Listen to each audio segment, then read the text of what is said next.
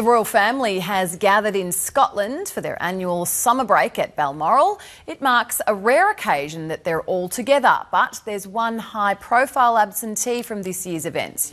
In Europe, Prince William made a profound decision that is quietly transforming the entire future of the royal family. What started up at Balmoral with a shocking incident involving a child quickly escalated into a defining moment, forcing Prince William to take some of the most deliberate and far-reaching action of his entire life. Insiders close to the British monarchy admit the fallout has been impossible to ignore, leaving many to believe the institution has crossed a dangerous line from which there is absolutely no return. So what actually happened behind closed palace walls that drove William to act?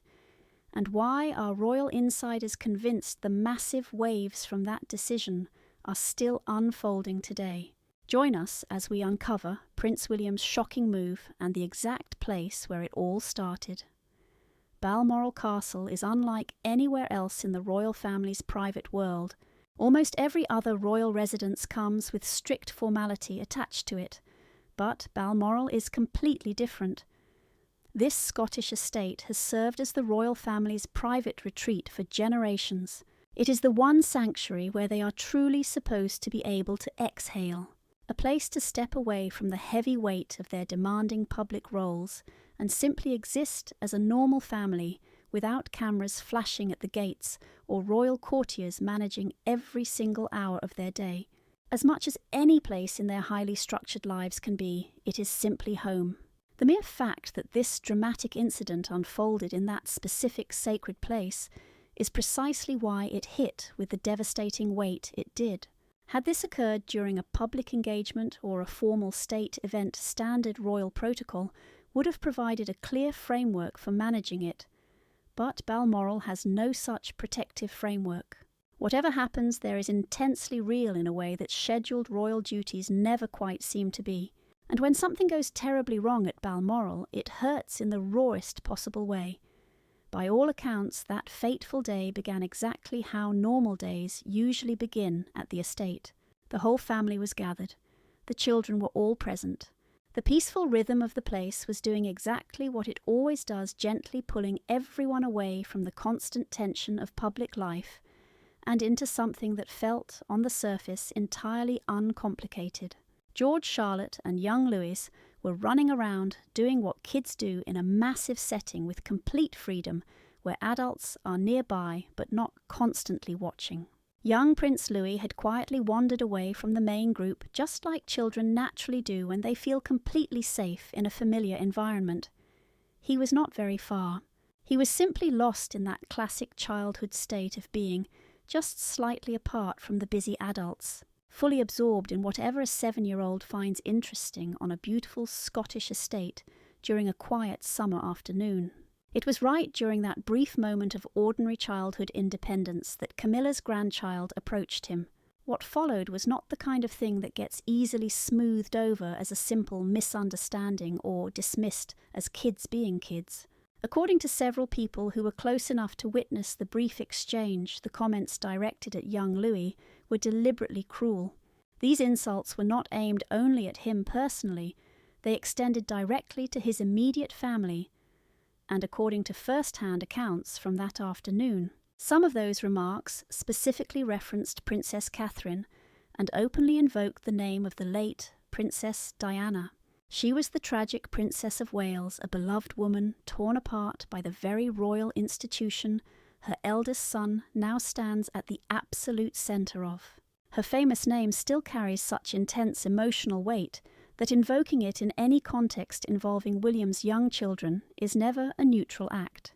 For little Louis, who is still far too young to feel the heavy weight of his legendary family history pressing down around him, those cruel words were emotional weapons he had absolutely no way to deflect.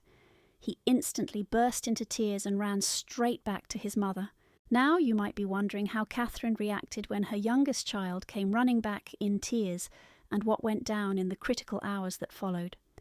Her precise response to that devastating moment was not what anyone expected, and it quickly set a massive chain of events into motion.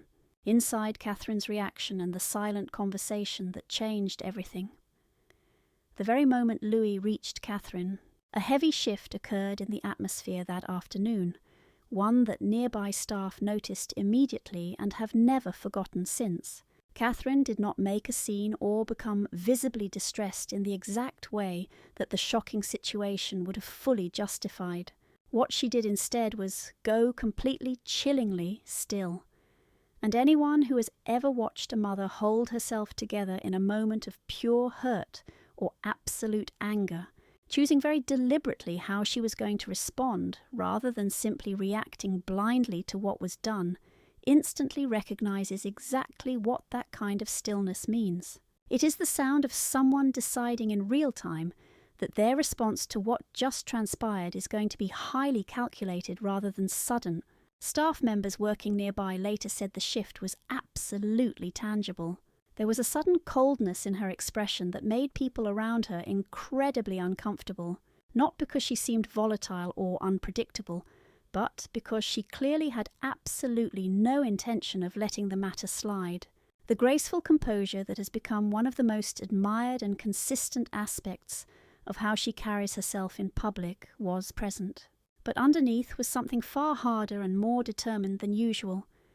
The rest of the day slowly passed. The royals moved through it the way any family navigates difficult days, managing the polite surface, while the much harder conversation waited for a completely private moment. But Catherine's cold stillness did not soften as the painful hours went by. When that private moment finally arrived, when it was just William and Catherine alone, and the long day had wound down enough for them to speak honestly, she told him exactly what she was feeling. The specific way she framed the issue was not simply about what had just happened to little Louis, though that was certainly where it started. She went much further. She brought up Diana, reminding William of a deep pain he already carries in his very bones. But those facts carry a much heavier weight when the woman he loves states them plainly. The royal institution he was born into, the very one he is destined to lead, has a long history of failing to protect its own people from deep emotional harm, not always through some deliberate cruelty. Sometimes it is sheer indifference, and sometimes it is a rigid commitment to keeping up appearances at the absolute expense of the real people living under it. Yet the tragic outcome was always exactly the same. The people who deserved protection were completely abandoned. Princess Diana experienced that institutional failure in the most devastating and public way imaginable. Prince William watched that nightmare unfold as a young boy and then saw the painful consequences play out over the years, shaping everything he became. He did not need anyone to lecture him on this. He knows exactly what an institutional failure of protection looks like from the inside. He carries that heavy burden with him every single day. What Catherine told him was never about dragging up the painful past. It was about the critical choice sitting right in front of him. Kate told him flat out that she refused to let royal history repeat itself. She was never going to watch George Charlotte and Louis be dragged into the toxic emotional environment that had defined so much of William's own painful childhood. She refused to let those destructive patterns that once shattered his family run entirely unchallenged through the lives of their young children. Palace insiders who have spoken about that intense conversation say that was the exact moment the major shift happened. William stopped focusing on how to quietly sweep the situation under the rug and started planning real, decisive action. And what he executed the very next morning caught absolutely everyone inside the palace completely off guard. So what exactly did Prince William set in motion? How did he execute it the morning after? And what did that plan look like? The very next morning, Kensington Palace was operating under a strict lockdown mode that staffers described as incredibly controlled and tightly coordinated. Senior royal aides were summoned to a closed-door meeting without any advanced warning.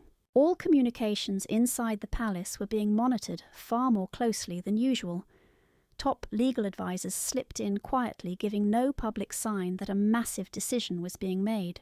To the public, the day looked like business as usual, but inside everyone knew a massive storm was brewing. Prince William walked into that meeting clutching a thick briefing folder. What lay inside say sources close to the situation? was a highly detailed and systematic plan outlining how Queen Camilla's extended family's presence in royal life would be drastically reduced. This was not a minor tweak, and not quietly discouraged through subtle social hints, but slashed in a way that was thorough, highly specific, and clearly mapped out long before he ever stepped foot into that briefing room. Standard event invitations that used to be automatic were now up for review. Royal balcony appearances, the ultimate public symbol of closeness to the crown, were suddenly on the chopping block. So were ceremonial duties, honorary roles, and all forms of official visibility. Every bit of it was being picked apart with the obvious goal of stripping away what had quietly accumulated over the years. Some shocked staffers in that room began whispering about the sudden moves, calling them the eraser mandate, a chilling phrase that captured the incredibly cold and systematic way things were being deleted. Yet what shocked people most was not the massive scale of his decision. It was the calm, cold manner in which William carried it out. There were no angry outbursts. No trace of frustration leaked into that quiet room. The prince was completely composed, focused, and laser-precise, signalling to everyone present that this was absolutely not a frantic, emotionally driven reaction. This was a calculated choice born of deep deliberation, and that details matters immensely. Rash decisions made in the heat of a crisis usually tend to fade away. They get quietly walked back over the following weeks as the high tempers cool down and the crushing pressure to keep up royal harmony takes over again. But decisions executed with this level of icy composure and ironclad structure never bend the same way. Everyone sitting in that room understood the gravity of his tone, which made the heavy atmosphere feel even more intense. What happened immediately after was the part that truly left palace officials completely stunned. Because within the British royal family there is a strict protocol for how major decisions must be made. You hold consultations, you discuss, you gather key players, and you painstakingly work your way up the chain of command before acting. That process is not just a polite formality, it is exactly how the monarchy has kept internal peace for generations. William completely ignored that protocol. He did not seek approval from King Charles before launching this aggressive new directive. He took swift action first and only notified his father afterward via a formal letter. The note, by all accounts, remained respectful. None of the sources who heard about it described its tone as aggressive or hostile. But the actual message made one thing completely obvious. King Charles was merely being notified of a done deal rather than being consulted about the decision. There was zero room for feedback and absolutely no opportunity for reconsideration. This was a flat-out directive, not a polite suggestion. 4 veteran courtiers who spent decades working inside the strict palace hierarchy, this sudden chain of events was deeply shocking. Not because Prince William had sparked some public scandal, but because of what it showed about the aggressive way he plans to rule.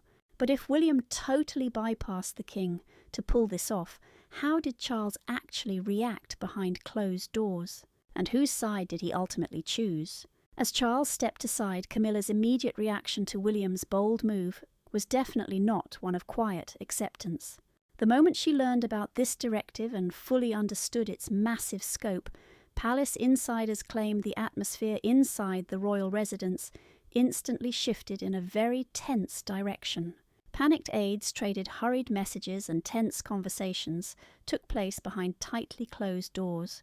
There was an incredibly strong, unmistakable feeling that she was actively pressuring King Charles to step in and completely undo his son's actions. Her argument, according to sources familiar with the unfolding drama, carried some very real royal logic behind it. A major decision of this magnitude should have absolutely required the king's full stamp of approval before happening. Bypassing the traditional chain of command set a highly concerning precedent for the crown. If massive decisions of this nature could be enacted by the Prince of Wales without ever consulting the reigning monarch first, then serious questions about where the real power actually lies within the monarchy become incredibly messy, creating major headaches for everyone in the future. Strictly speaking, that argument holds a lot of weight on structural grounds. The British monarchy relies heavily on consensus and the clear rule that major internal decisions must involve the proper levels of authority. When a royal starts operating outside of those boundaries, even for understandable reasons, it raises serious doubts about the palace's chain of command. But King Charles refused to push back. He consciously chose not to overrule his son. He flatly refused to step in and reverse the decision despite mounting pressure and complaints that the traditional palace rules were ignored. When you examine the highly fragile position King Charles is currently in, his surprising choice makes a great deal of sense, even if it was not what Camilla was hoping to see. He has been dealing with his own serious health battles, with a quiet dignity and courage that has won him massive sympathy from the public. He spent years dealing with intense family drama that ultimately led to that exhausting and very public feud with Prince Harry and Meghan. He's carrying a deep fatigue that goes beyond the physical, and those closest to the king seem to fully understand and respect his limits. But looking past his fatigue, Charles made a very calculated assessment of where power truly lies within the firm today. The monarchy's centre of gravity has been shifting for a while. William and Kate have built a very genuine bond with the public. Their approval ratings are sky high and their image is rock solid. And the deep emotional connection between them and the public has steadily grown over time, reflecting a sense of genuine long-term trust rather than just passing media hype. Whatever influence Camilla's extended family had managed to secure within inner royal circles over the past decade, it was never built on that same rock-solid level of public support. So when King Charles had to choose between defending an old system that was already quietly crumbling and backing the bold new direction his son was heading, he chose to step aside. And that incredibly quiet, almost completely undramatic decision of his sent a powerful message echoing through the palace walls. Smart staffers and courtiers immediately began reading the room and adjusting. The folks working inside royal households are incredibly quick to spot exactly where power is pooling and where it is starting to slip away. As a result, they began aligning themselves with the powerful Wales household in a much more obvious way than they ever did before. That kind of power shift is more than symbolic. It directly impacts daily access top-level communication and the entire flow of how major palace decisions are ultimately made. When the key players running an institution start changing exactly who they pledge their loyalty to, it signals a massive unspoken coup even if nothing is officially declared to the public. But that brings us to the ultimate question that lies at the heart of this drama. Was this dynamic actually sustainable? Would Prince William really stand firm on the bold stance he had taken? Or would immense pressure from traditionalists force a quiet behind-the-scenes retreat that swept the entire issue under the rug? What unfolded next answered that question, instantly triggering massive fallout and bringing forward a name that changed everything. The real-world consequences for Camilla's extended relatives became incredibly obvious, marking a dramatic, undeniable shift from how comfortable their royal lives had looked just a few short weeks prior. Those routine royal invitations suddenly stopped coming. Events that once seemed completely natural were suddenly wiped clean from the schedule. That slow and highly careful process by which they had been woven into the public face of the British monarchy was now being undone with the exact same cold and calculated precision. Experienced palace insiders pointed out that giving them so much access had already caused plenty of tension long before this drama exploded. People behind palace doors had been whispering for some time about just how often Camilla's own family members were constantly showing up at major royal events, and how that frequent presence was starting to heavily blur the line between normal extended relatives and actual working members of the royal family. For the veteran members of the royal household staff who had been around long enough to know exactly where that traditional boundary line was. Supposed to be drawn, this constant blurring had always felt like a ticking time bomb that would explode eventually. Well, now it has. The sensitive timing of this mess only added serious pressure to an already tense situation, especially with King Charles's health being a constant and deeply worrying conversation.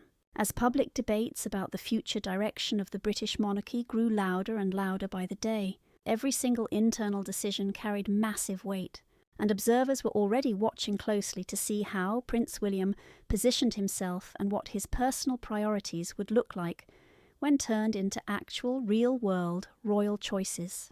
This entire crisis was triggered by something as simple as one kid being mean to another at a private family retreat, but it ended up exposing deep royal truths in a way that no highly polished PR campaign ever could. As soon as details of the incident and Prince William's swift reaction began leaking way beyond the palace walls, the reaction from the general public was completely different from what you would expect from a typical run-of-the-mill royal family drama. People did not just treat it as cheap gossip or cold palace politics. They responded with deep emotion, and that intense reaction came down to one iconic name that kept popping up in every single discussion about this mess: Diana. Social media immediately flooded with rare footage and old photographs of her. People were sharing these memories in direct response to the news about young Louise and Catherine's quiet, dignified reaction, and especially what William had decided to do next. The parallel people were drawing was absolutely clear and deeply emotional. On one hand, you had a royal family that had famously failed to protect one of the most beloved figures in modern British history from severe emotional harm, and here was her eldest son doing absolutely everything in his power to make sure history did not repeat itself with his own kids. To the public watching this unfold, it did not feel like sterile palace politics. It felt deeply personal. It tapped directly into a profound grief that millions of people had been carrying for nearly 30 years. Yet despite that massive wave of emotional public feedback, absolutely nothing changed inside the royal institution, and there was no hint of a reversal. There was no quiet backtracking and absolutely zero compromise. His directive stood exactly as William had designed it, which ultimately raises the most critical question of all. What does the decisive way he handled this crisis tell us about the kind of king he will actually be one day? What William's sharp response reveals about the king he is becoming. Even with the intense public backlash and immense pressure behind closed doors, William refused to soften a single detail of the plan he had set in motion. His order held. Every single decision from that private closed-door meeting stayed in place without any compromise. Absolutely nothing was dialed back to ease palace tension or to fix the bad PR of completely bypassing the traditional chain of command. For people watching very closely, his unwavering consistency sent a massive, undeniable message.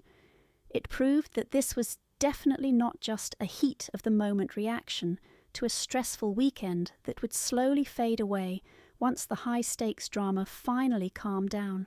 It was a permanent stance. William was digging in his heels, and his fierce stubbornness proved that this was about deep-seated principles, not just some temporary anger. Royal experts who have watched his journey closely over the years will tell you this cold steel didn't just appear out of nowhere. Prince William has always possessed a very unique mix of personality traits that is far rarer than most people realise. In public, he is incredibly warm, easy to talk to, and genuinely engaging, making everyday folks feel like their personal voices are actually being heard by him. He does not fake his empathy, he truly connects. That sincere trait has shown through in so many different public settings over the years that it never feels like some rehearsed PR stunt. It feels like a totally real part of who he actually is. But right alongside that public warmth, and not in conflict with it, lies a much harder, far more private side. When someone crosses a major line, especially when it involves his young kids, his beloved wife Kate, or the deep personal values he has painstakingly spent his entire adult life building up, his swift response is never some loud, fleeting tantrum. It is quiet, absolutely permanent, and he processes everything privately. He makes his decisions with absolute care, and then acts in a way that stands firm regardless of any pushback from the palace. This rare combination is a massive advantage for a man getting ready to run one of the world's most watched dynasties. His warmth builds trust because he comes across as deeply human and genuinely present.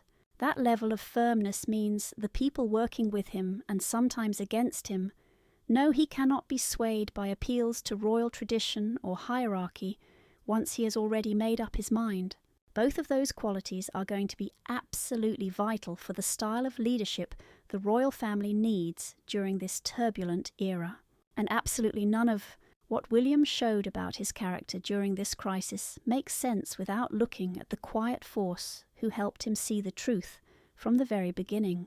So, what was Catherine's actual role in this family drama, and why does her influence matter far more than the critics are willing to admit? Catherine, the massive shift in power and what lies ahead. Catherine's pivotal role in everything that followed the tense incident at Balmoral deserves to be fully recognised because she did not simply report a painful grievance and then step aside to let her husband handle it. The precise way she handled that intense private conversation revealed a level of strategic brilliance that went far beyond mere maternal concern. She did not just complain to William that young Prince Louis was upset and that they needed some immediate action. Instead, she helped him view the entire situation through a lens that connected this single clash to a much larger systemic issue. She connected the dots between Louis's tears and a long history of palace failures when it came to protecting the people under their care. She laid the ultimate choice directly in front of William, not as a quick reaction to one painful afternoon, but as a crucial test of what kind of father and future monarch he truly wanted to be. That kind of guidance, helping a partner see the immense gravity of a crisis without using manipulation or blowing things out of proportion, demands an incredibly sharp mind alongside a deeply secure, trusting partnership between two people. Catherine has spent years carefully building a reputation for being incredibly steady, deeply thoughtful and utterly poised in high-pressure situations that would easily break anyone else. That solid standing gave her private words immense weight, especially since William already knew his kids were everything. What his wife helped him realise was the precise nature of the crossroad he faced, and why typical royal damage control simply would not cut it this time. As the dust settled and the public debated the royal family's future path, an entirely different picture slowly began to emerge. That the initial clash was never meant to show the slow pile-up of tension, Camilla pushing back King Charles staying out of it, and palace aides shifting their loyalty toward the Wales household. Their hardline stance remained firm with absolutely no backing down. Separately, any of these details would be massive news. Combined, they painted a vivid picture of a monarchy undergoing a massive transition, even if the official hierarchy stayed exactly the same. What do you think this drama tells us about the type of leader Prince William will eventually become? Tell us your thoughts in the comments section below, and remember to like and subscribe for more. Also tap the next video on your screen. You are definitely going to enjoy it.